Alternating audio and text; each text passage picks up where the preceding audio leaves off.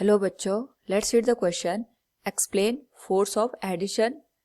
Now to explain it, first of all we will discuss here key concept, and here the key concept is intermolecular force. Now जब भी हम यहाँ पे किसी material की बात करते हैं, उस पर्टिकुलर केस में हर एक मटेरियल छोटे छोटे पार्टिकल से मिलकर बना होता है, जिन्हें हम मॉलिक्यूल के नाम से जानते हैं.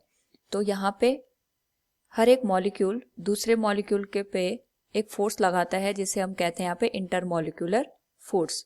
तो हमारे पास जो इंटरमॉलिक्यूलर फोर्स होता है, it is of two type. एक होता है एडिसिव फोर्स, दूसरा होता है कोहेसिव फोर्स.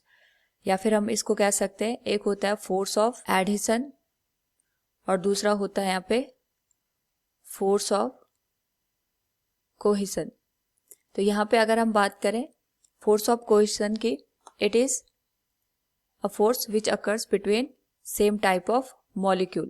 यहाँ पे जब हमारे पास same type of molecule present होते हैं, उनके बीच में लगने वाला जो अट्रैक्शन फोर्स होता है, उसे हम कहते हैं फोर्स ऑफ कोहेशन.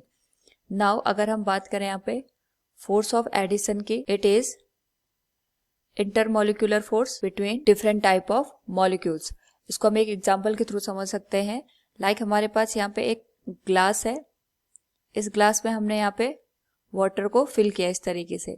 तो अगर हम यहाँ पे देखें, यहाँ पे वाटर के मॉलिक्यूल्स होंगे, तो जहाँ पे ये वाटर के मॉलिक्यूल्स एक दूसरे पे यहाँ पे फोर्स लगाएंगे, दैट इज कोहेसिव फोर्स, क्योंकि ये हमारे पास एक ही टाइप के मॉलिक्यूल्स होते हैं.